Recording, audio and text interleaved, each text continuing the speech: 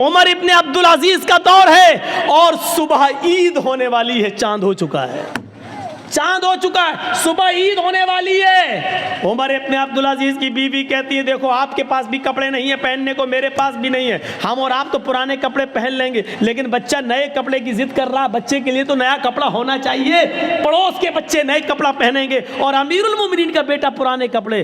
कहा मेरी बीवी बैतुल माल से मुझे इतनी तनख्वाह नहीं मिलती कि मैं उससे अपने बच्चे को नया कपड़ा पहना सकूं। बीवी ने कहा अमीरुल मोमिनीन ने 1 महीने की तनख्वाह एडवांस ले लीजिए, अगले महीने मत लीजिएगा। का बीवी मशवरा अच्छा दे रही हो, होता है कभी कभी लोग किसी के यहाँ काम करते हैं, साहब मेरी बीवी बीमार, 1 महीने की एडवांस तनख्वाह दे दो, हम धीरे धीरे कटा देंगे, कोई बुरी बात नहीं है अगर मालिक राज़ी हो जाए तो।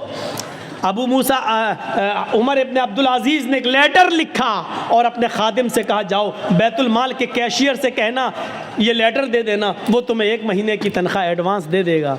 अमीरुल मोमिनीन खुश थे, उमर इब्ने अब्दुल अजीज़ के 1 महीने की तनख्वाह एडवांस, और वो तो मेरा खादिम है, वो तो दे ही देगा, जब हमने ऑर्डर दे दिया लिख के दे दिया तो वो दे देगा।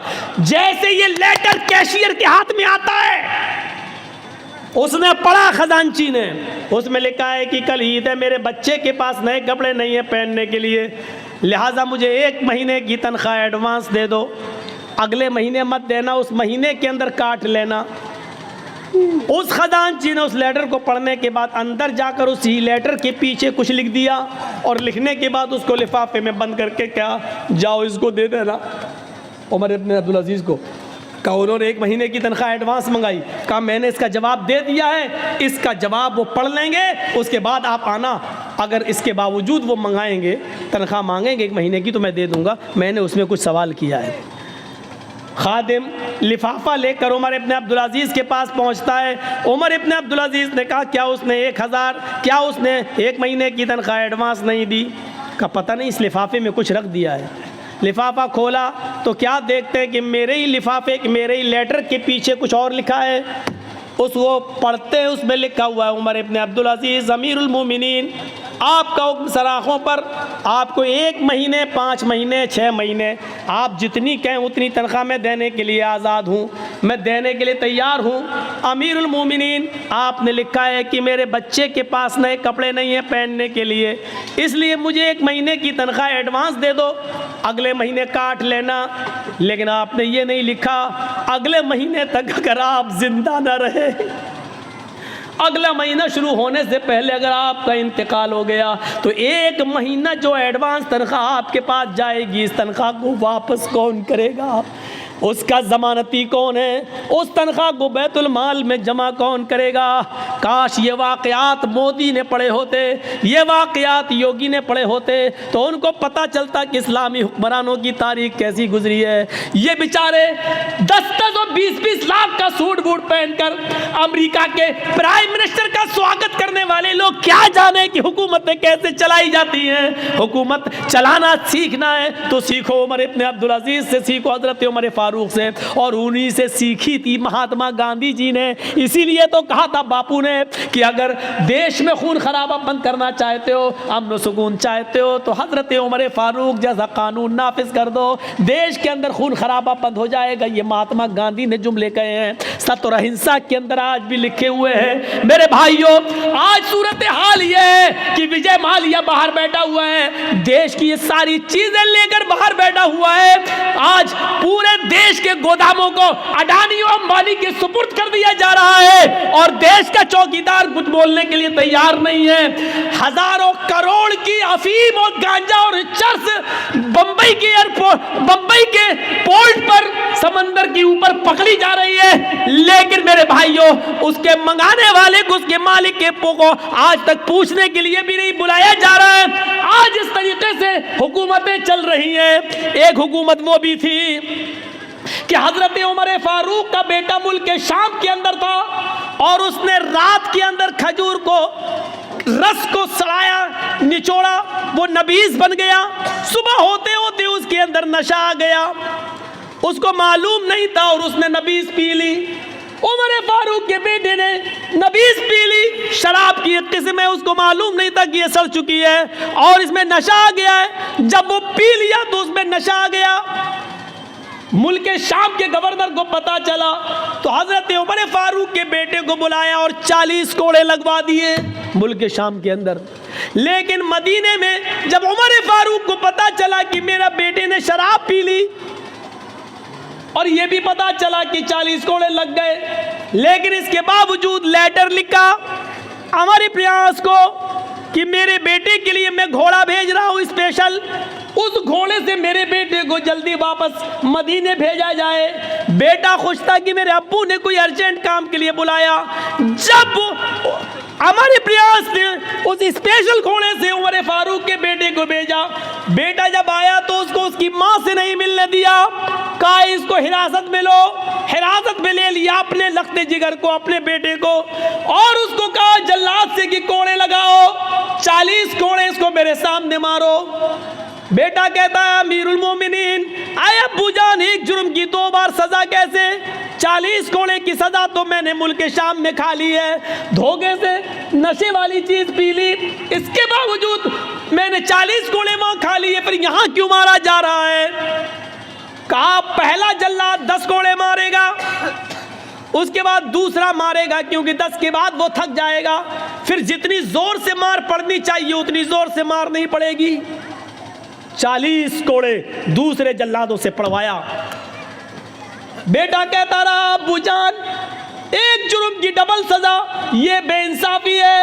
हजरत उमर कहते रहे बेटे मुझे हमारे प्रयास पर भरोसा नहीं है, का अल्लाह की कसम उन्होंने कोड़े मारे लगवाए, हाँ मैं जानता हूं कोड़े लगवाए, लेकिन मेरा दिल कहता है कि हमारे प्रयास ने रियायत बरती होगी, जितनी जोर से कोड़े मारना चाहिए उतनी जोर से नहीं पड़े होंगे, इसलिए कि आप अमीरुल मोमिनीन के बेटे हैं, उमर फारूक के बेटे हैं, ये सोचकर जल्लादों ने हल्के हल्के कोड़े मारे होंगे। आज असली कोड़े अब पड़ेंगे तुम्हारे ऊपर। जब अपनों को सजा देने का रवाज था तो जराइम बंद थे, जब अपनों को बचाया जाता है तो जराइम का अंबार लगता है और जराइम पैदा होते हैं। सीखो, हुकूमत ऐसे चलती है। आए उमर इब्ने अब्दुल अजीज, आपको अगर 1 महीने की तनख्वाह दे दूं एडवांस, अगले महीने अगर आप जिंदा नहीं रहे, इंतकाल हो गया, तो 1 महीने की ये तनख्वाह वापस कौन करेगा? हजरत उमर इब्ने अब्दुल अजीज रोने लगे और अपनी बीवी से कहने लगे, बीवी, जिस अमीरुल मोमिनीन का कैशियर इतना ज्यादा अमानतदार हो, इतना ज्यादा अल्लाह से डरने वाला हो कि वो अपने अमीर को भी, अपने हाकिम को भी सवाल कर रहा हो, तो मुझे उम्मीद है कि इंशाअल्लाह 1 दिरहम की बेईमानी नहीं होगी। मेरा बच्चा कल पुराने कपड़े ही पहनेगा। 1 महीने की तनख्वाह में एडवांस नहीं लेंगे, क्योंकि हमें ये मालूम नहीं है कि अगले महीने हम जिंदा रहेंगे भी या नहीं रहेंगे। मेरे भाइयों, ये वाक़यात हमें झंझोड़ देते हैं, ये वाक़यात हमें झंझोड़ देते हैं अंदर से। वो कौन सा मंजर था? यही उमर इब्ने अब्दुल अजीज थे, जिनकी बीवी हामिला थी, पेट में बच्चा था, और आप जानते हैं डॉक्टर कहते हैं कि जिसके पेट में बच्चा हो उस औरत को खाते पीते रहना चाहिए, क्योंकि माँ जो खाएगी वही बच्चे को बनेगा। लेकिन यहाँ 4 दिन से माँ को कुछ नहीं मिला। डर हो गया कि ये बच्चा कहीं मर न जाए पेट में, माँ खाएगी तो बच्चे को लगेगा, जब माँ ही भूखी है तो बच्चा तो वैसे ही मर जाएगा। उमर इब्ने अब्दुल अजीज की बीवी कहती है अपनी खादिमा से, खादिमा तुम्हारे मालिक तो मुझे कुछ देंगे नहीं, ऐसा करो बैतुल माल से में चली जाओ, और सुनो ये वाक़या झंझोड़ देगा, बैतुल माल में चली जाओ, 1 प्याला दूध वहाँ के खजानची से, कैशियर से ले आओ, देखो अगर मैंने दूध नहीं पिया, कुछ खाया नहीं, तो पेट का बच्चा मर जाएगा जो अमानत है। रात की तारीकी में खादिमा निकलती है और बैतुल माल के कैशियर से कहती है, बैतुल माल के खजानची से कहती है कि 1 प्याला दूध दे दो। हमारी मालिकन उमर इब्ने अब्दुल अजीज़ की बीवी को हमल है, पेट में बच्चा, 4 दिन से कुछ नहीं खाया, बच्चा कहीं भूख की वजह से मर न जाए, बच्चा अगर मर गया तो ये बहुत बड़ी जिम्मेदारी होगी, 1 प्याला दूध दे दो। उसने जल्दी से सुना उमर इब्ने अब्दुल अजीज़ की बीवी हैं और पेट में बच्चा है और 4 दिन से कुछ नहीं मिला, तो उसने सोचा बच्चा ना मर जाए, जल्दी से 1 प्याला दूध दे दिया, जाओ ले जाओ। रात का तकरीबन यही टाइम होगा, 2:30-3। उमर इब्न अब्दुल अजीज़ उठ चुके थे, कुएं के पास बैठकर वज़ू बना रहे थे। उन्होंने दरवाज़ा खुलते हुए देखा। थोड़ी देर के बाद देखते हैं कि एक औरत, हमारी खादिमा, चादर में कुछ छिपाए हुए चली आ रही है। उमर इब्न अब्दुल अजीज़ ने देखा कि वो मेरी बीवी के कमरे में चली गई। ये पीछे से कमरे में जाते हैं तो कहते हैं कि तुम कौन? कहा मैं आपकी खादिमा। क्या दे रही हो मेरी बीवी को? क्या देखते हैं कि मेरी बीवी के हाथ में दूध का प्याला है। उमर इब्न अब्दुल अजीज़ ने कहा तुम्हें उस ज़ात की कसम जिसके कब्ज़े में हम तुम दोनों की जान है, जब तक मुझे हिसाब न दे दो कि ये दूध कहाँ से आया, मैं तुम्हें पीने की इजाज़त नहीं देता। उमर इब्न अब्दुल अजीज़ की बीवी ने दूध का प्याला रोक लिया। कहा अमीरुल मोमिनीन, मेरी नीयत पे शक मत करिए, 4 दिन से सिर्फ पानी पी रही हूँ, खाने पीने को कुछ नहीं है। आपकी अमानत मेरे पेट में पल रही है। अगर ये भूखी रह गई, अगर मुझे कुछ नहीं मिला तो इसकी भी परवरिश नहीं होगी और ये पेट में मर जाएगा। इसलिए मैंने एक प्याला दूध बैतुल माल से मंगवा लिया। फरमाया मेरी बीवी, बैतुल माल के एक प्याला दूध को लेने के लिए हमें बैतुल माल के सारे मुसलमानों को जमा करना पड़ेगा। जब वो हमें खुशी खुशी इजाज़त दे दें कि एक प्याला दूध तुम अपनी बीवी को दे सकते हो, तब तुम्हारे लिए जायज़ होगा। बिना उनकी इजाज़त के हम तुम्हें दूध नहीं दे सकते। का अमीरुल मोमिनीन, आपने इतने दिन खिदमत की है, क्या आपको इजाज़त नहीं देंगे? देखिए मुझे डर है कि ये बच्चा कहीं मर न जाए, इसलिए मुझे पीने की इजाज़त दीजिए। अच्छा चलिए उधार ही सही, जब आपको तनख्वाह मिलेगी तो एक प्याला दूध वहाँ वापस कर दिया जाएगा। उमर इब्न अब्दुल अजीज़ कहते नहीं नहीं, ये बिना इजाज़त के दूध लिया गया है, इसलिए इसको भी लेने के लिए इजाज़त लेना पड़ेगी। ये दूध यहाँ लाओ। जब छीनने लगे तो बीवी देना नहीं चाह रही थी और कसम देकर कहती है आपको अल्लाह का वास्ता एक प्याला दूध पीकर इस बच्चे की जान बचा लेने दीजिए मुझे। उमर इब्न अब्दुल अजीज़ ने दूध का प्याला छीन कर दोनों हाथ उसके छोड़ दिए और छीन ही लिया और अपने हाथ में लेने के बाद कहा हरगिज़ नहीं। कहा अमीरुल मोमिनीन, फिर आप यकीन कर लीजिए कि ये बच्चा मर जाएगा, यकीन कर लीजिए कि ये बच्चा मर जाएगा। उमर इब्न अब्दुल अजीज़ ने कहा अगर ये प्याला तुम्हें दे दूं तो? कहा फिर इस बच्चे के बचने की उम्मीद है। उमर इब्न अब्दुल अजीज़ कहते हैं आंखों में आंसू आ गए। कहते मेरी बीवी, मुसलमानों की अमानत में ख़यानत करके एक प्याला दूध तुम्हें देकर पिला दिया जाए और उसको पीकर ये बच्चा ज़िंदा है, ये बच्चा ज़िंदा रह सकता है, तो अपने इस पेट के बच्चे से कह दो कि मुझे तेरी ज़िंदगी नहीं चाहिए। अपने इस पेट के बच्चे से कह दो कि मुझे तुम्हारी ज़िंदगी नहीं चाहिए। बीवी, पेट में बच्चा मरता है तो मर जाए, मुझे इस बच्चे की मौत गवारा है लेकिन अमानत में ख़यानत गवारा नहीं है। एक प्याला दूध की बेईमानी हमें कबूल नहीं है। गए और बैतुल माल में वो दूध जमा करके बैतुल माल के कैशियर को नौकरी से हटा दिया कि तुमने मेरी इजाज़त के बगैर ये दूध कैसे दिया। इन वाक़यात की रोशनी में हम कैसे लग रहे हैं, और इन वाक़यात की रोशनी में हम तो छोड़ो मोदी और योगी कैसे लग रहे हैं। इन वाक़यात की रोशनी में मेरे भाइयों हम सब तसव्वुर करें, हम सब देखें, हम सब सीखें, हम सब जानें। और लाल बथानी वालों, हम बार बार तुम्हारा नाम लाल बथानी कह रहे हैं। नाम उन्हीं का लिया जाता है जिनसे मोहब्बत हो, नाम उनका लिया जाता है जिनके बारे में दिल में जगह हो। मैं इसलिए कह रहा हूं क्योंकि आपके बारे में कुछ तो गलतफहमियां मेरे दिल में डाली गई। 15 साल से हमसे बराबर कहा जा रहा उधर मत जाना, उधर मत जाना, और मेरी खोपड़ी में नहीं बैठ रहा था कि कौन लाल बथानी। 15 साल हो गए, हमारे जहन में नहीं आ रहा। अरे वहाँ तो ऐसा होता वैसा होता। अब मैं माइक में हूँ, मैं बताऊँगा नहीं, वो सब रिकॉर्ड हो जाता है, इसीलिए मैं मना कर रहा था। ऐसा होता वैसा होता, कोई नहीं इस दुनिया के अंदर, सुन लो, कोई इतना नेक इंसान नहीं है कि जो इतना बड़ा नेक हो कि नेकियों में उसने फरिश्तों को फेल कर दिया हो। कोई इतना बड़ा नेक भी नहीं है कि उसकी इबादतें इतनी ज़्यादा हो कि उसने फरिश्तों को से आगे निकल गया हो। और इस दुनिया में कोई इतना गुनाहगार भी नहीं कि गुनाहों में उसने इबलीस से भी वो आगे बढ़ गया हो। सुन लो, हम और आप बीच में हैं। न तो इतने नेक हैं कि हम जिब्राइल को फेल कर दें, न इतने हम नेक हैं कि फरिश्तों की इबादत से बढ़ जाएं, न इतने बड़े हम गुनाहगार हैं कि हम इब्लीस को पीछे कर दें। इसीलिए फरमाया अल्लाह के रसूल ने, कुल्लु बनी आदम खत्ताऊन व खैरुल खत्ताईन तव्वाबून। हर इब्ने आदम से खता और गलती होती है, बेहतर गलती करने वाला और बेहतर गुनाहगार वो है गुनाह करके अपनी गलती की फ़ौरन तौबा कर ले। जानबूझकर गुनाह नहीं, धोखे से गुनाह हो जाए तो अपनी गलती की फ़ौरन तौबा कर ले और अपने रब को मना ले, अपने रब को राज़ी कर ले।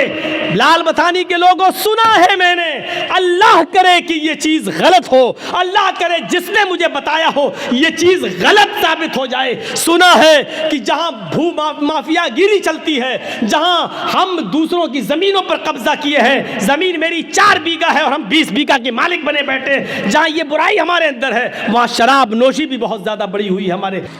इन तमाम चीज़ों से आप डरते हैं, उसके हक के साथ जहर से डरते हैं, उसको इस्तेमाल नहीं करते, आग से डरते हैं, उसके अंदर जंप नहीं लगाते, शेर से डरते हैं, उसके सामने आप छलांग नहीं लगाते, सांप और बिच्छुओं से भी आप डरते हैं, उनके डसने से आप दूर रहते हैं, उसके करीब नहीं जाते। जिस तरीके से इन चीज़ों से आप डरते हैं, उसके हक़ के साथ अल्लाह ताला ने फरमाया, या अय्युहल्लज़ीना मनुत्तकुल्लाह हक़्क़ तुक़ाती, ईमानो वालो तुम अल्लाह से भी डरो जैसा उससे डरने का हक़ है। अब अल्लाह से डरने का हक़ क्या? अल्लाह को देखकर भागो? नहीं, अल्लाह से डरने का हक़ ये है, उसका मतलब ये है कि अल्लाह ने जन्नत और जहन्नम दोनों बनाई है, उससे डरने का हक़, उसका मतलब ये है कि वो काम कीजिए जो आपको जन्नत में ले जाएं और उन कामों से बचिए जो काम करने पर आप जहन्नम में जा रहे हैं। ऐसे कामों से बचिए जो काम करने पर आप अज़ाबे कब्र के मुस्तहिक हो रहे हैं, अज़ाबे जहन्नम के मुस्तहिक हो रहे हैं। अल्लाह रब्बुल आलमीन ने जो अहकाम नाफिज किए हैं उनको बजा लाइए और जो नवाही जो मनहियात से आपको रोका उससे बाज आ जाइए। ये अल्लाह से डरने का हक़ है, ये अल्लाह से डरने का मतलब है। ट्रेन चल रही हो, आप ट्रेन में सफ़र कर रहे हो, ट्रेन में आपने सफ़र किया होगा, देखते होंगे 3 सीटें होती हैं, एक लोअर, एक मिडिल, एक अपर।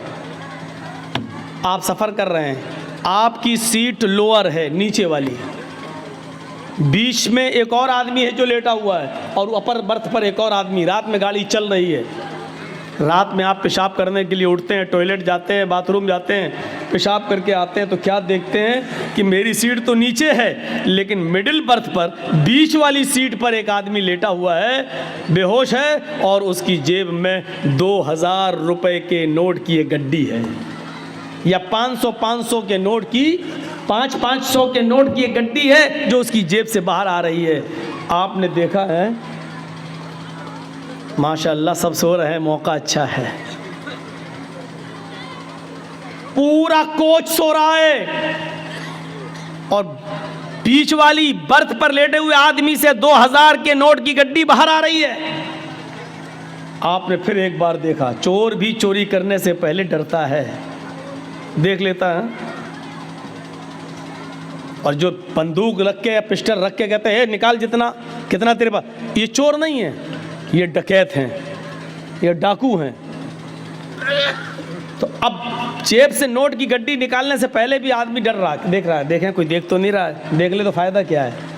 आपने देखा कि सब सो रहे हैं, पूरा कोच सो रहा है, आपने हाथ बढ़ा दिया, 2000 के नोट की गड्डी निकालना चाह रहे हैं, बढ़ा दिया, लेकिन नोट पर आपका कि पूरी दस्तरस हो गई, पूरी कुदरत जैसी पकड़ी नोट की गड्डी, अब बस खींचने वाले हैं। आपने सोचा एक बार और देख लूं, कोई देख तो नहीं रहा है। अचानक आपकी नज़र मिडिल बर्थ के ऊपर जो अपर बर्थ है उस पर पड़ती है। क्या देखते हैं कि ऊपर जो आदमी लेटा हुआ है वो आपकी हरकत को देख रहा है। बताइए इस वक्त क्या कंडीशन होगी हमारी और आपकी, या जो भी पैसे निकाल रहा हो उसकी क्या कंडीशन होगी। आप अब निकालेंगे नहीं, जेब में घुसेड़ने लगेंगे पैसे और ऊपर वाले आदमी से कहेंगे भाई साहब देखो इसका पैसा निकल रहा था, मैं अंदर कर रहा हूँ, मैं निकाल नहीं रहा हूँ, मैं चोरी नहीं कर रहा हूँ, मैं अंदर कर रहा हूँ। या दूसरा रास्ता ये होगा, चुप रहो, किसी से कहना नहीं, निस्फुन ली व निस्फुन लकुम, आधा मेरा आधा तेरा, और कोई ज़रूरी नहीं वो ईमानदार हुआ नहीं माना तो तीसरा रास्ता एक और है, वो ये है कि आप उसको आधा पैसा ना दें और नोट की गड्डी भी रखना गवारा ना करें, आप निकाल लें, लेकिन डर है कि ऊपर वाला आदमी शोर ना कर दे, और शोर कर देगा तो पूरे कोच जो हमारा स्वागत करेगी जो जूते चप्पलों से। तो एक रास्ता और है कि नोटों की गड्डी लेकर चलती हुई ट्रेन से हम कूद जाएं और नीचे छलांग लगा जाएं, और ये रिस्क आप लेंगे नहीं क्योंकि इसमें आपकी जान जाने का खतरा है। बस दो ही रास्ते हैं, या तो नोट की गड्डी अंदर कर दें या फिर ऊपर वाले को लालच दे दें। जब एक मामूली सा छोटा सा काम, छोटा सा गुनाह आप करने जा रहे हैं, लेकिन ऊपर वाले आदमी ने इस गुनाह के करते हुए आपको देख लिया है, तो चोरी करने की हिम्मत नहीं होगी।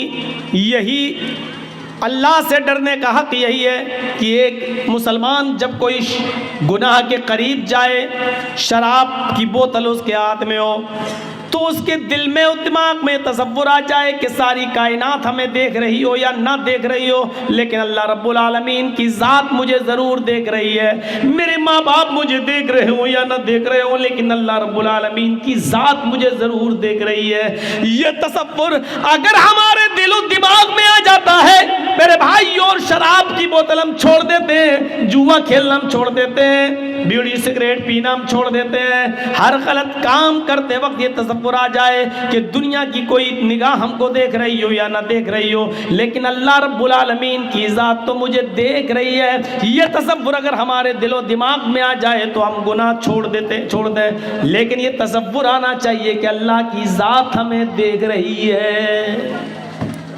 ये है अल्लाह से डरने का मतलब। मुआशरे की इस्लाह में सबसे पहली चीज़ यह है कि अल्लाह का खौफ होना चाहिए,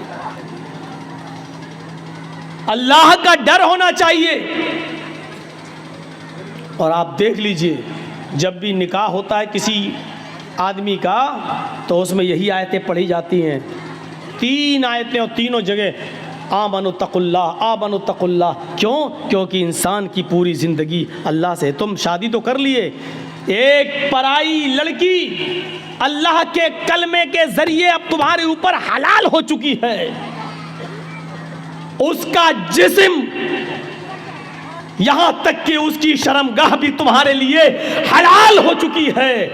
अब हर मामले में पूरी जिंदगी उसके साथ तुम्हें रहना है, तुम्हारी पूरी जिंदगी तकवे के साथ गुजरनी चाहिए, अल्लाह के डर के साथ गुजरनी चाहिए।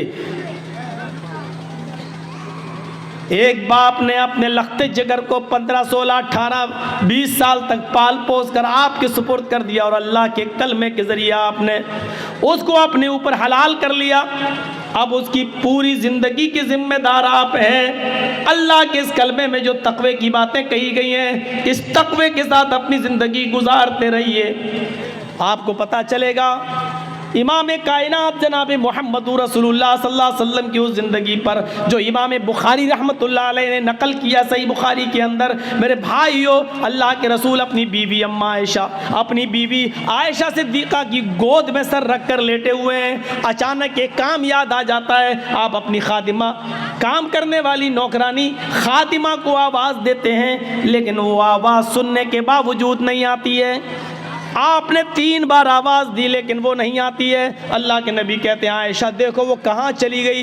हज़रत आयशा ने हुजरे का दरवाज़ा खोला तो क्या देखती हैं, वो तो बाहर ही बैठी हुई है खादिमा, और छोटे से बकरी के बच्चे के साथ खेल रही है।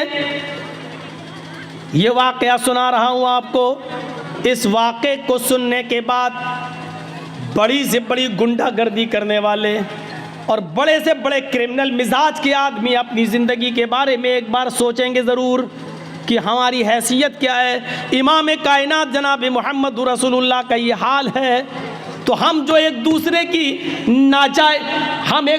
की ज़मीनों पर जो नाजायज़ कब्ज़े किए बैठे हैं, एक दूसरे के माल को नाजायज़ तरीक़े से कब्ज़ा किए बैठे हुए हैं, एक दूसरे पर हम गुंडागर्दी करके उसकी प्रॉपर्टी ज़मीन और जायदाद को अपने नाम किए हुए हैं।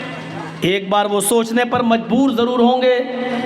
छोटे से बकरी के बच्चे के साथ वो लड़की खेल रही है, वो खादिमा खेल रही है। हज़रत आयशा ने कहा तुम्हें मोहम्मद रसूलुल्लाह ने 3 बार आवाज़ दी, क्या तुमने नहीं सुना? उसने कहा हर बार सुना। उस ज़माने की लौंडियाँ और खादिमाएँ भी कितनी सच्ची हुआ करती थी। अगर वो चाहती तो कह सकती थी नहीं मैंने आवाज़ नहीं सुनी, नहीं आवाज़ तो सुनिए, फिर तुम क्यों नहीं आई? कहा मैं इस बकरी के बच्चे के साथ खेल रही थी इसलिए नहीं आई। हज़रत आयशा ने अल्लाह के नबी को बता दिया कि इसने आपकी 3 बार आवाज़ सुन ली लेकिन नहीं आई। आपको गुस्सा आया, आप लेटे थे, आप बाहर आए, आपने फिर तस्दीक की। देखिए अपनी बीवी की बात पर भी कान नहीं धरा, बीवी सच्ची थी लेकिन फिर भी आपने कहा तहकीक कर लें। आए लौंडी, आए खातिमा, मैंने तुझे पहली बार आवाज़ दी, क्या तूने सुना? उसने कहा। दूसरी बार आवाज़ दी, क्या तूने सुना? कहा हाँ। तीसरी बार भी आवाज़ दी, क्या तूने सुना? उसने कहा हाँ। हज़रत आयशा ने बता दिया था कि उसने 3 आवाज़ें सुनी फिर भी नहीं आई, लेकिन फिर भी तहकीक कर रहे हैं। ये वाक़या हमें इस तरफ इशारा कर रहा है कि कोई भी आदमी आपके ताल्लुक़ से कुछ भी बात कह दे किसी के ताल्लुक़ से, तो फ़ौरन उसकी बात का यकीन मत कर लेना। एक बार आपको भी हक़ है कि उस तहकीक उसकी तह तक जाना। हो सकता है कि वो किसी की नज़रों में अच्छा बनने के लिए झूठ बोल रहा हो, आप उसकी तहकीक ज़रूर कर लेना। अल्लाह के रसूल सल्लल्लाहु अलैहि वसल्लम ने आयशा सिद्दीक़ा की बात सुनने के बावजूद उस लौंडी से तहकीक कर ली। उसके बाद कहा फिर भी तुम नहीं आई? सर नीचे कर लिया उस खादिमा ने। क्यों नहीं आई? कोई जवाब नहीं था। क्या जवाब है? कोई जवाब है? कोई जवाब नहीं था। अल्लाह के रसूल को मजीद गुस्सा आया। बुखारी शरीफ की हदीस के अल्फाज तो ये कहते हैं कि आपकी आंखें सुर्ख हो गई गुस्से में। एक नहीं 3 बार आवाज़ दी फिर भी नहीं आई। तो आपके कान में जो मिसवाक लगी हुई थी, मिसवाक रखते थे, अजान का टाइम हुआ जल्दी से मिसवाक की और फ़ौरन मस्जिद के अंदर दाखिल हो गए। तो वो मिसवाक जो कान में लगी हुई थी, आपने उस मिसवाक को निकाला और सुनो लाल बथानी के जवानों, सुनो साहिबगंज इस इलाके में रहने वालों, सुनो बरसों से गुंडागर्दी करते हुए चले आ रहे हो, सुनो बरसों से अपनी मन मुआफिक जिंदगी गुजार रहे हो, सुनो। अल्लाह के नबी सल्लल्लाहु अलैहि वसल्लम ने वो मिसवाक हाथ में ली और उस लौंडी की तरफ तान ली, ऐसे करके उसकी पीठ की तरफ ले गए और मारना चाहा। हाथ उठाया, मिसवाक छोटी सी, कितनी लगती उससे, कितनी जोर से चोट लग सकती थी? कुछ नहीं। मिसवाक उठा ऐसे किया, मारना चाहा, ऐसे किया और उसकी पीठ तक ले गए लेकिन मारा नहीं। वही रोक दिया, ऐसे किया बस, लेकिन मारा नहीं। आंखों में आंसू आ गए और यहीं से वापस चले और अपने हुजरे में आ गए। कुछ नहीं कहा उस लौंडी से। हज़रत आयशा सिद्दीक़ा कहती हैं अल्लाह के रसूल, आए मेरे शौहर, आए मेरे सरताज, आपने तो मिसवाक निकाल ली थी, आप उसको सज़ा देना चाहते थे, आप उसको मारना चाहते थे, एक मिसवाक ही आप मार रहे थे, फिर क्या हुआ? अगर आप उसको ऐसे ही छोड़ेंगे तो सर पे चढ़ जाएगी, फिर क्या बात? आप उसके मालिक हैं, वो आपकी खादिमा है, क्या बात? आपने मिसवाक उसकी तरफ तानी, पीठ तक ले गए लेकिन मारा नहीं, बल्कि उल्टा आप ही रोने लगे और वापस चले आए। फरमाया आयशा छोड़ दीजिए ये दो वेदों के मंत्र और रामायण और गीता की, कुरान और हदीस सुनिए और अपनी ज़िंदगी में इनकलाब पैदा करिए। कोई ज़रूरी नहीं है वेदों के मंत्र पढ़ने से। शौक तो अच्छा तो लग सकता है लेकिन माफ़ कीजिएगा फ़ायदा कुछ नहीं होगा आपकी ज़िंदगी में, जो कुरान और हदीस सुनने से फ़ायदा होगा। अब बात ऐसी चल रही हो और वहाँ लाकर वेदों के मंत्र घुसेड़कर अपनी तकरीर को ख़राब नहीं करना चाहते। सुनिए आयशा, मुझे गुस्सा आया, मैंने मिसवाक ली और मैंने मारना चाहा। जैसे ही मैंने मिसवाक तान कर उसकी तरफ उठाई और मारने के लिए उसकी तरफ बढ़ाया, फ़ौरन अल्लाह के सामने जवाब देने का तसव्वुर मेरे दिमाग में आ गया। आए मोहम्मद सल्लल्लाहु अलैहि वसल्लम, जितनी ताकत आपको इस लड़की के ऊपर है, जितनी कुदरत आप इस लड़की के ऊपर रखते हैं, उससे ज़्यादा कुदरत अल्लाह रब्बुल आलमीन आपके ऊपर रखता है। मैंने सोचा कि इसको एक लकड़ी मार दूं, एक मिसवाक की हल्की सी चोट इसको मार दूं, लेकिन मेरे दिल में ये तसव्वुर आया, आए मोहम्मद तुम उसको जो मार रहे हो एक ही मिसवाक से ही, लेकिन कहीं एक मिसवाक का मारना कहीं उसकी गलती से ज़्यादा ना हो जाए। उसने अगर इतनी बड़ी गलती न की हो और आपने उसको एक मिसवाक मार दी, उसकी गलती से ज़्यादा अगर ये सज़ा हो गई तो कल क़यामत के दिन आप अपने रब को क्या जवाब देंगे? ये वो हस्ती अल्लाह के सामने जवाब देने से डर रही है जिसके बारे में कुछ कहा ही नहीं जा सकता।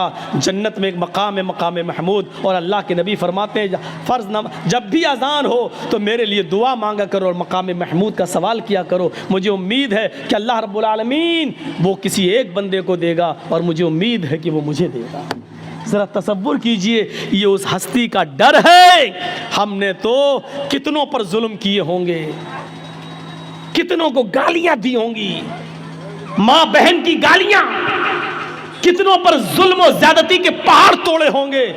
बावजूद इसके कि हम जानते हैं कि हम गलत हैं, फिर भी चूंकि हम समाज के अंदर पावरफुल हैं, हमारा कौन क्या करेगा, और इसी वहमो नशे में, इसी वहमो गुमान में और इसी पावरफुल होने के नशे में हम लोगों पर जुल्म करते चले जाते हैं, हम गरीबों पर जुल्म करते चले जाते हैं। अल्लामा ज़हबी ने किताबुल कबायर के अंदर एक वाक़या नकल किया है, सुनो। अल्लामा ज़हबी ने किताबुल कबायर के अंदर एक वाक़या नकल किया है कि एक गरीब आदमी दरिया के किनारे बैठ जाता था और मछली का शिकार करता था। एक दो मछली उसको मिल जाया करती थी, वो उस मछली को बाज़ार में बेचकर अपने बीवी बच्चों का पेट पाला करता था। अगर मछली नहीं बिकती थी तो वो मछली खुद अपने घर में पकाकर अपने बीवी बच्चों को खिला दिया करता था। एक मर्तबा मामूल के मुताबिक एक बड़ी मछली उसके हाथ लग गई, वो उसको बाज़ार में बेचने के लिए जा रहा था। उस इलाके के पावरफुल आदमी की नज़र पड़ गई, उसने कहा ये मछली मुझे दे दो। उसने कहा साहब ले लो, लेकिन इसकी कीमत मुझे दे दो। मुझसे कीमत मांग रहा है, जानता नहीं है मैं कौन हूँ। यहीं से जुल्म की बुनियाद पड़ती है। आप कुछ भी रहिए, लेकिन आपने अगर कह दिया मेरे बारे में सुना है मैं कौन हूँ, पता लगा लेना ज़रा इलाके में, यही वो तकब्बुर है जिसके बारे में अल्लाह तबारक व अल्लाह के नबी सल्लल्लाहु अलैहि वसल्लम फरमाते हैं कि यह अल्लाह के ख़िलाफ़ ऐलान जंग है। क्योंकि तकब्बुर करने का और गुरूर करने का हक़ सिर्फ़ अल्लाह रब्बुल आलमीन को है और किसी को नहीं। और कोई आदमी अगर ये कहता है कि जा पहले पता लगा मैं कौन हूँ, तू अभी पहचान नहीं रहा मुझे सही से, इसका मतलब यह है कि वो अल्लाह के मुकाबले में अपने आप को खड़ा कर रहा है।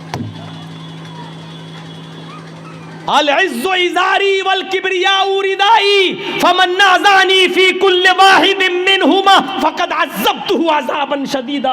यह है मुस्लिम शरीफ की हदीस के अल्फाज। अल्लाह के नबी ने फरमाया कि अल्लाह फरमाता है अल-इज़्ज़ु इज़ारी, इज़्ज़त मेरी लुंगी है, वल किब्रियाउ रिदाई, तकब्बुर जताना और किब्रियाई ये मेरी चादर है।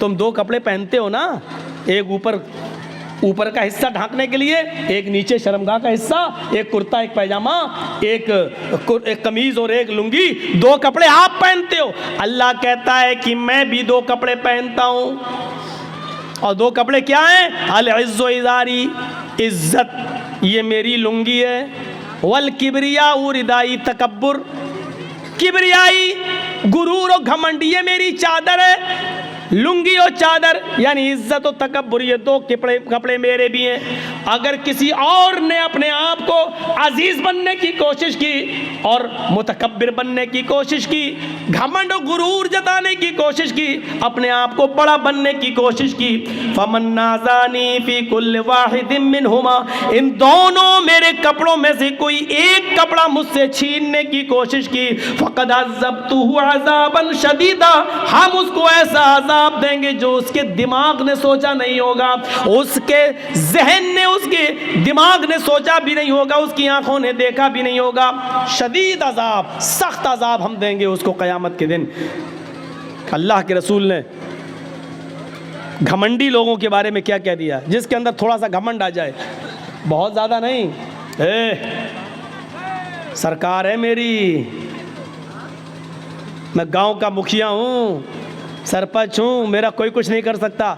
ये जहाँ से पैदा हो जाएगा, यूपी में लखीमपुर खीरी में क्या हुआ, उस लड़के ने जो गाड़ी चढ़ाई किसानों के ऊपर, उसके दिल में यही तो था कि मैं तो मंत्री का बेटा हूँ, मेरा कौन क्या करेगा। यहीं से जुल्म और ज्यादती की बुनियादें पड़ती हैं और एक दूसरे के मर्डर और कत्ल की नौबतें होती हैं, एक दूसरे के खिलाफ षड्यंत्र रचे जाते हैं। क्योंकि जब ये आ जाए कि मैं कुछ हूं, मेरे पास पावर है, मेरे भाइयों, यहीं से जुल्म और ज्यादती की बुनियादें पड़ने लगती हैं। यहीं से अल्लाह के नबी ने बस ये कह दिया कि मन काना फी क़ल्बिही, बुखारी शरीफ की हदीस, मन काना फी क़ल्बिही मिस्क़ालु ज़र्रतिन मिन किब्र ला यदखुलुल जन्नह। मन काना फी क़ल्बिही मिस्क़ालु ज़र्रा, ज़र्रा किसको कहते हैं? ज़र्रा। कभी आपने बालू देखी, रेत? आप तो जिस इलाके के रहने वाले हैं, यहाँ तो रेत ही रेत है। नदी के किनारे रेत मिल जाएगी, रेत में जर्रे होते हैं, जर्रे हल्के से। मैं उसकी मिसाल दे देता हूँ, चलिए। चींटी का सर, चींटी का सर कितना बड़ा होता है, अब आप तसव्वुर कर लीजिए। चींटे का नहीं, चींटा तो बहुत बड़ा सर रखता है, चींटी का सर ये जर्रा कहलाता है। जर्रा इतना बड़ा होता है। अल्लाह के नबी ने फरमाया, मन काना फी क़ल्बिही मिस्क़ालु ज़र्रतिन मिन किब्र, चींटी के सर के बराबर, सरसों के दाने के बराबर, राई के दाने के बराबर भी अगर किसी इंसान के दिल में तकब्बुर आ जाए, घमंड आ जाए, ला यदखुलुल जन्नह, ऐसा आदमी जन्नत के अंदर दाखिल नहीं होगा। किसके अंदर इतना घमंड नहीं है? ला यदखुलुल जन्नह, ऐसा आदमी जन्नत के अंदर दाखिल नहीं होगा। घमंड और तकब्बुर करने का हक सिर्फ अल्लाह रब्बुल आलमीन को है, अल्लाह रब्बुल आलमीन को। तो बात कट गई। वो जालिम आदमी पावरफुल था, कहता है मुझसे पैसे मांग रहा है। उसने कहा मेरे भाई, यही मेरा जरिए माश है, अगर आपने मुझे पैसे नहीं दिए, इसकी कीमत नहीं दी, तो मेरे बीवी बच्चे भूखे मर जाएंगे। बड़ी मेहनत के बाद ये मछली मेरे हाथ लगी है, मेरे बीवी बच्चों की पेट पे लात मत मार। उसने कहा चुप। मछली उससे छीनी और जाने लगा, मछली उससे छीनी और जाने लगा। ये आदमी भी जानता था कि मछली मेरी बड़ी मेहनत की कमाई है, अगर ये मछली ले गया तो दूसरी मछली इतनी जल्दी मेरे हाथ नहीं लगेगी। शाम हो चुकी है, मेरे बीवी बच्चे क्या खाएंगे? या तो कीमत इसकी मिल जाए, या मछली ही हम काट के बना के अपने घर में बीवी बच्चों को खिला लें। ये उसको पकड़ता है, मेरे भाई मछली मुझे दे दे या कीमत दे दे। उसने उसका हाथ झटक दिया, हट चल, और फिर आगे बढ़ा। इसने मछली पकड़ ली, मेरे भाई या तो मछली दे दे या उसकी कीमत। उसने फिर झटका, इसने उसका हाथ पकड़ लिया। अल्लाह के बंदे, एक गरीब आदमी के ऊपर रहम कर। उसने हाथ पकड़ा, ये उसका हाथ छुड़ाने लगा, इसने उसके हाथ को मुंह में रख लिया। मछली वाले ने, गरीब आदमी ने मुंह में रख लिया ऐसे, और उसके अंगूठे में काट लिया ऐसे, हल्का सा काटा, ऐसे काटा। लेकिन ये ताकतवर आदमी था जो छीन रहा था, उसने एक लात मारी और छीन ली और मछली लेके चला गया। ये आदमी अपने घर आया, अपने दोस्तों को बुलाया, पार्टी करता है, मछली काटी जाती है और पार्टी की जाती है। यार दोस्तों ने मिलकर मछली खाई। रात में जब बिस्तर पे सोने के लिए जाता है, सुनो आए लोगों, तुमसे मोहब्बत का एक रिश्ता रहा है लाल बथानी वालों, गौर से सुनो। रात में जब बिस्तर पे सोने के लिए जाता है तो इसके अंगूठे में दर्द शुरू होता है। इसने कपड़ा अपना लपेटा, लेकिन दर्द में इजाफा होता चला गया। पूरी रात करवटों से गुजरती गई, इसको नींद नहीं आई। लेकिन रात की तारीकी में जाए तो कहाँ जाए? कभी अपनी बीवी से कहता, कभी खुद उसको अंगूठे को पकड़ता, दर्द से कराहता कराता परेशान हो जाता है, फजर की नमाज का इंतज़ार करता है। फजर की अजान की आवाज़ धीरे धीरे, रात कट जाती है, फजर हो जाती है, मस्जिद के अंदर जाता है, नमाज पढ़ता है। जो हकीम तबीब मस्जिद में नमाज पढ़ने आते हैं, ये उसके पास जाता है। उन्होंने अपने घर ले गए और ले जाने के बाद उसके अंगूठे को देखा। उस जमाने में कुछ लेप वेप लगाया जाता था, लेप वेप लगाया गया, लेकिन दर्द में इजाफा ही होता गया। 4-5 दिन ऐसे ही गुजर जाते हैं, दर्द में कमी नहीं होती। इसने अंगूठा फिर दोबारा दिखाया, अपने उससे भी बड़े तबीब को दिखाया। उसने कहा ये अंगूठा में इन्फेक्शन फैल गया है, जहर फैल रहा है, ये अंगूठा तुम्हारा सड़ चुका है, इस अंगूठे को यहाँ से काट दो। अगर तुमने इस अंगूठे को नहीं कटाया तो ये जहर तुम्हारे पूरे हाथ में फैल जाएगा। कोई रास्ता नहीं था। 5-6-10 दिन के अंदर अंदर ये तैयार हो जाता है कि चलो अंगूठा ही कटवा दो, कम से कम हाथ तो बच जाएगा। फिर उसने उस अंगूठे को कटवा दिया। 1 महीना 2 महीना कट गया, लेकिन उसका कुछ अंसुर बाकी रह गया था। उसने धीरे धीरे पूरे पंजे को खराब कर दिया। फिर दर्द बढ़ने लगा। 3-4 महीने के अंदर अंदर पूरा का पूरा हाथ का पंजा सड़ गया।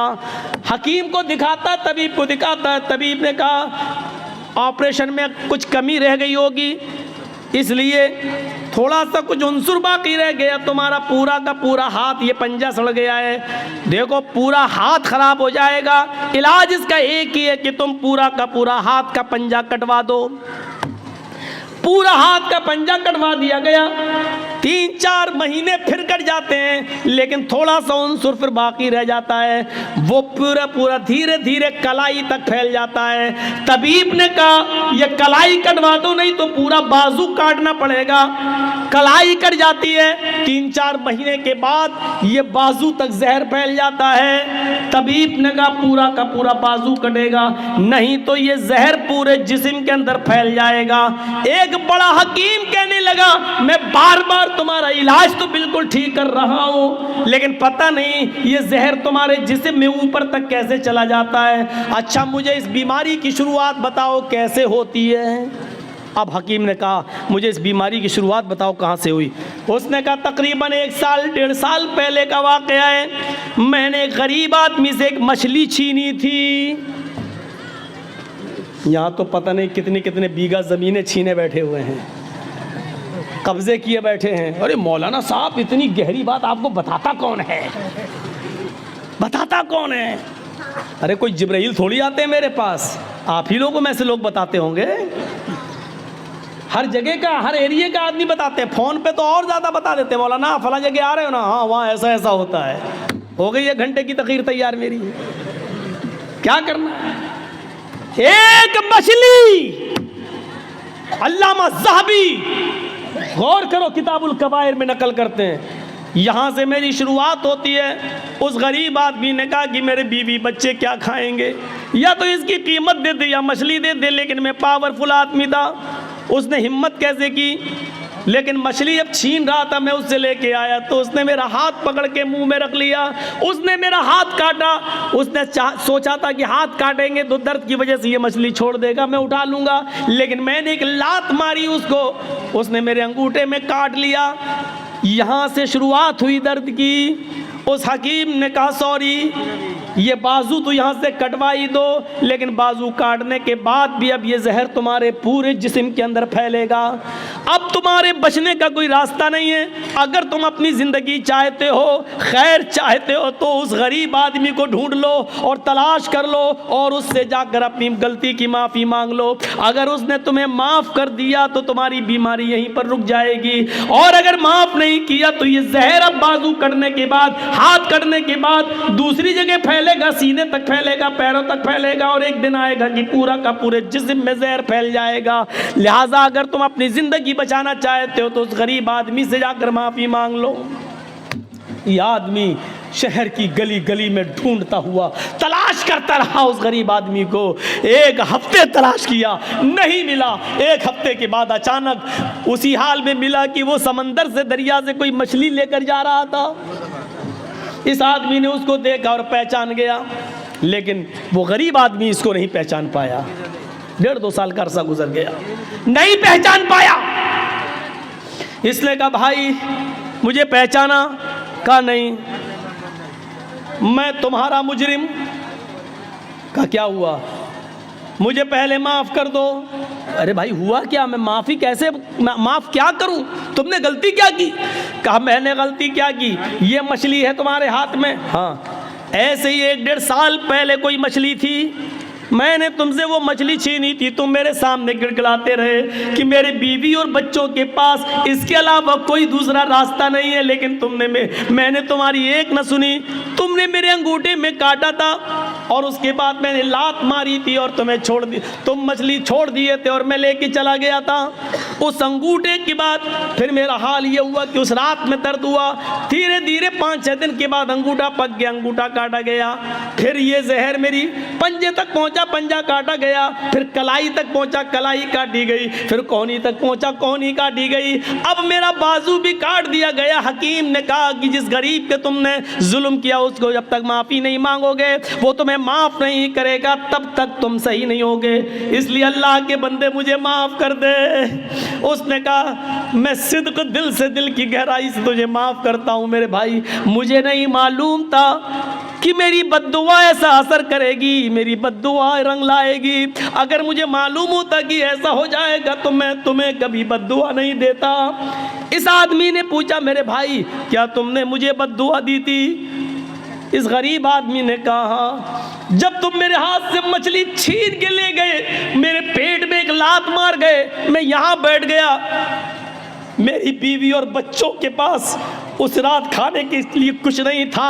जब तक मैं तुम्हें देखता रहा, बद्दुआ देता रहा। आय अल्लाह, इस इंसान ने मेरी बीवी और मेरे बच्चों के पेट पे लात मारी है।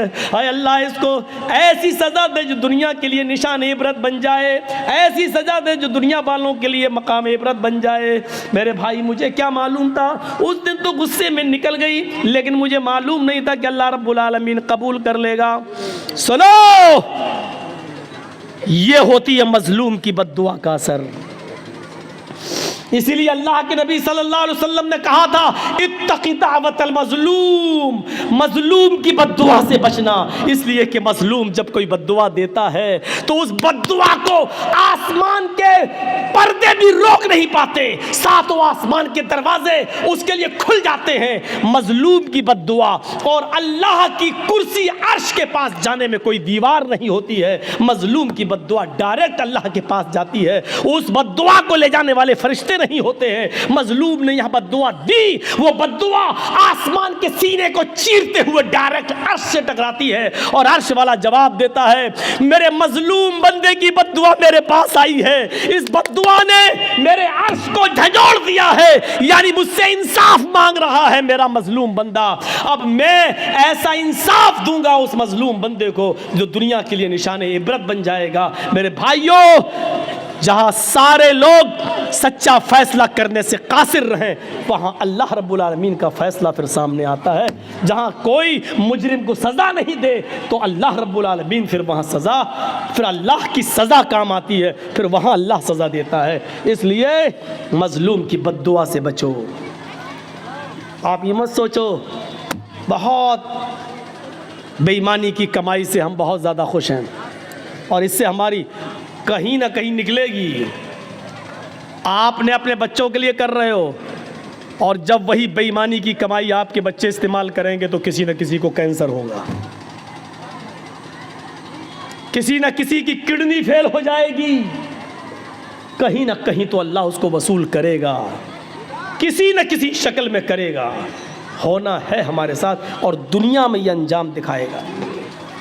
देखो, या अय्युहल्लज़ीना आमनुत्तक़ुल्लाह हक़्क़ तुक़ातिह, ऐ ईमान वालो अल्लाह से डर जाओ जैसा कि उससे डरने का हक़ है। ये है उससे डरने का हक़, ये है उससे डरने का। वो कौन सा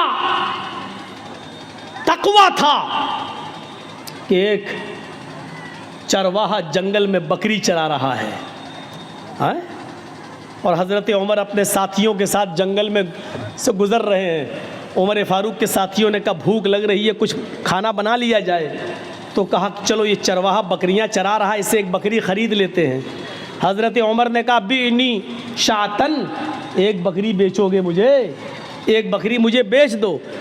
चरवाहे ने कहा बकरी मेरी नहीं है, मेरे मालिक की है, हम तो ग़ुलाम हैं, हम तो उसका हुक्म मानते हुए बकरी चराने आए हैं जंगल में। उसको मालूम नहीं कि मेरे सामने जो हस्ती खड़ी है ये 22 लाख मुरब्बा मील पर हुकूमत करने वाली हस्ती है, ये उमर है, उसको मालूम नहीं है चरवाहे।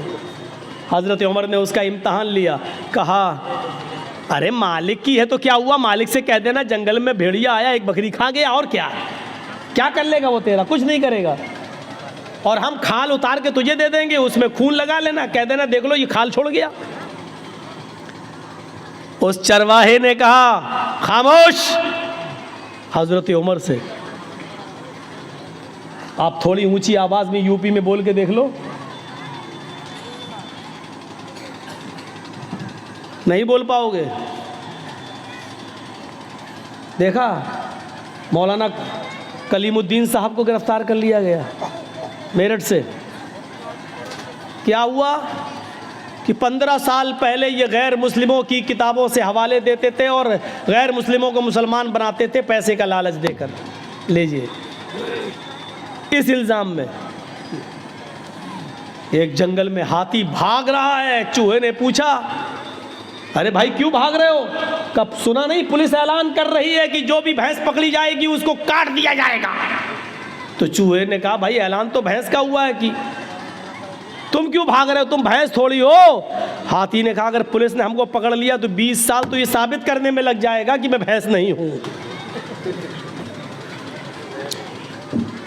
यही सूरत हाल है हमारे इस मुल्क की।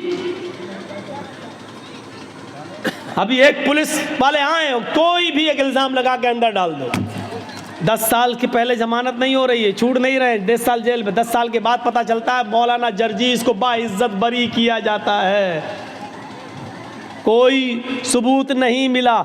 10 साल हमें ये साबित करने में लग जाता है कि हमने ये जुर्म नहीं किया। डॉक्टर कफील साहब देख रहे हैं हमारे गोरखपुर के अंदर, गिरफ्तार कर लिया गया, रासुका देशद्रोही का मुकदमा लगाया गया। हाई कोर्ट 6 महीने के बाद, 8 महीने और 9 महीने के बाद उनको बेल देती है और ये कहती है कि डॉक्टर कफील के भाषण में, उनकी तकरीर में ऐसे कोई जुमले नहीं मिलते जिससे देशद्रोही साबित हो।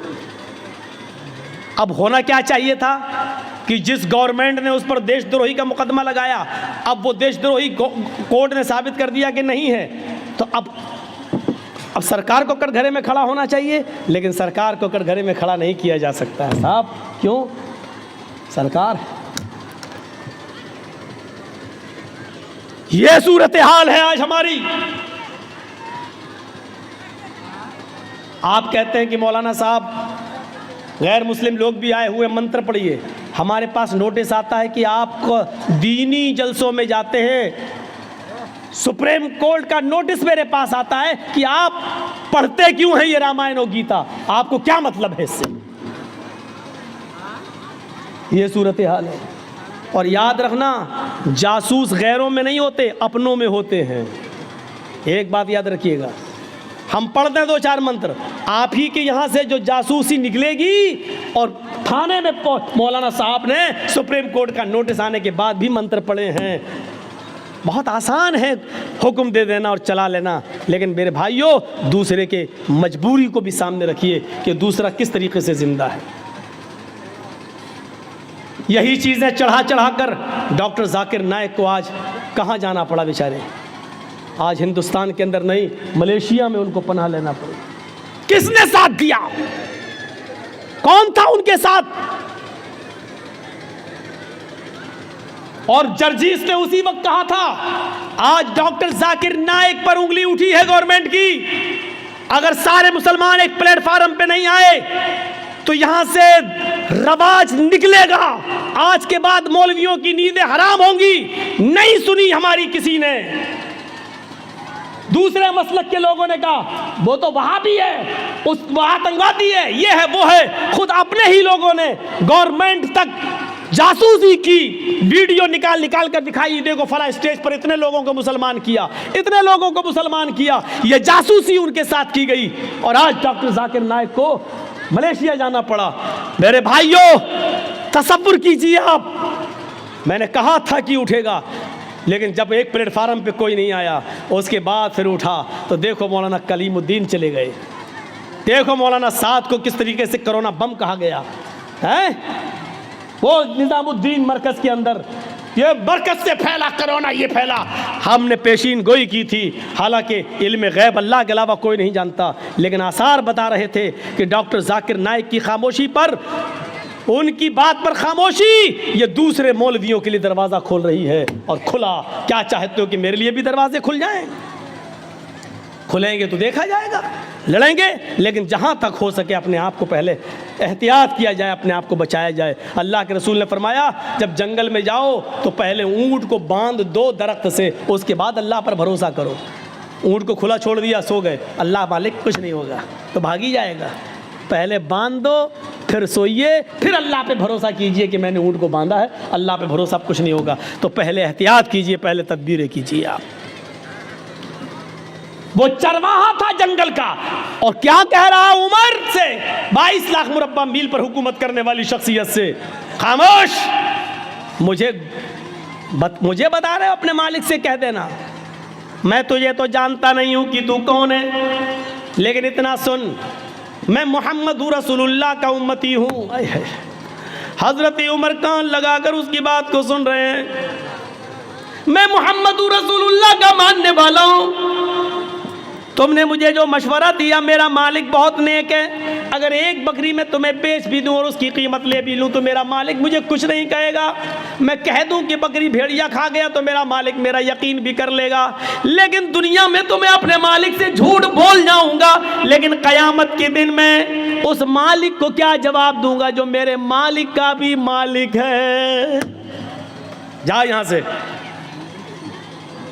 गौर कीजिए, इस तकवे की रोशनी में हम कैसे लग रहे हैं।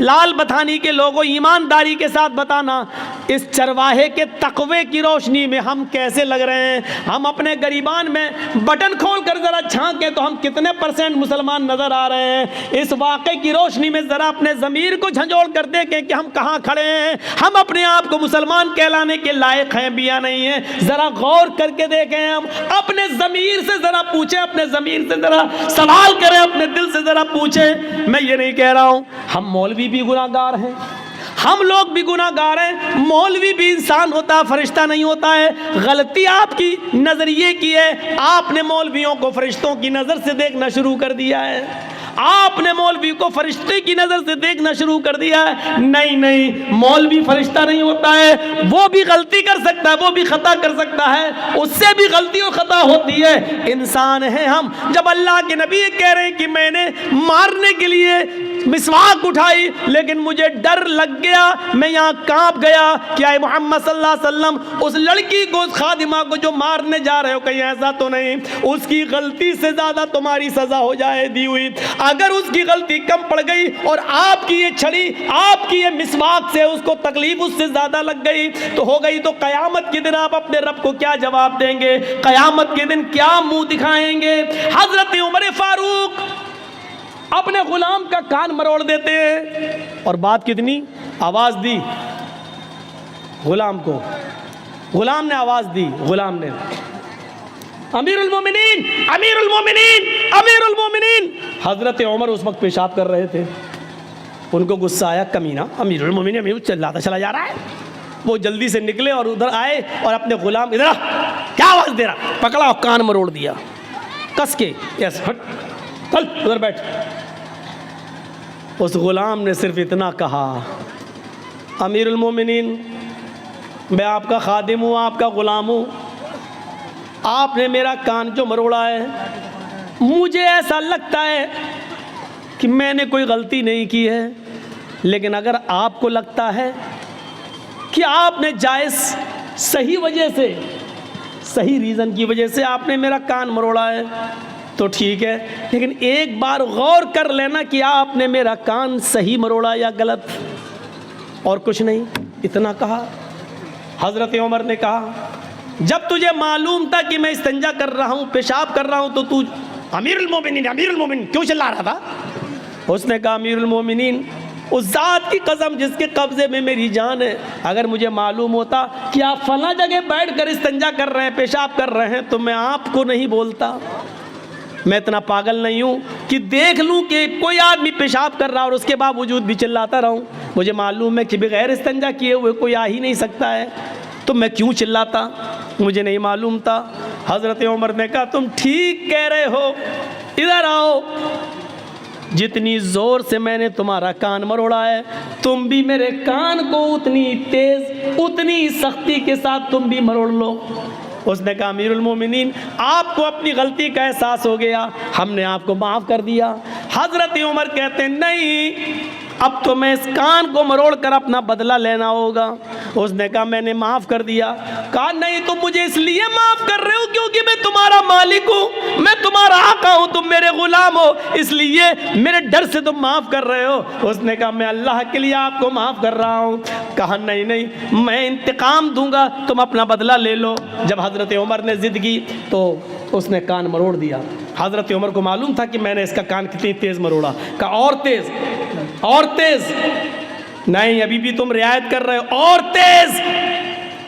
जब हज़रत उमर को लगा कि हाँ इतना तेज़ मैंने इसका कान ऐंठा होगा, तो हज़रत उमर फ़ारूक कान को ऐंठवाते जा रहे हैं और कहते जा रहे हैं आए उमर देख ले तेरी औकात क्या है, आए उमर देख ले तेरी औकात क्या है, तेरी हैसियत क्या है। एक मामूली ग़ुलाम तेरा कान मरोड़ रहा है और तू अपने आप को अमीरुल मोमिनीन समझ रहा है, अपने आप को हाकिम समझ रहा है, अपने आप को अमीरुल मोमिनीन तसव्वुर कर रहा है। इस तरीके से जुमले कह कह कर अपने तकब्बुर को ख़त्म करते थे कि तकब्बुर हमारे अंदर ना आ जाए।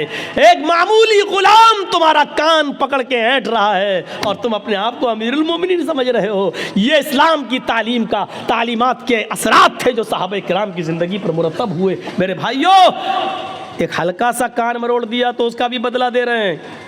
हमने कितने लोगों पर जुल्म किए हैं, कभी उनकी अमानतों को वापस करने की कोशिश की है, कभी आपने माफ़ी मांगने की कोशिश की है? याद रखना, मौलाना जर्जीस 15-16 साल के बाद इस लाल बथानी में आए हैं।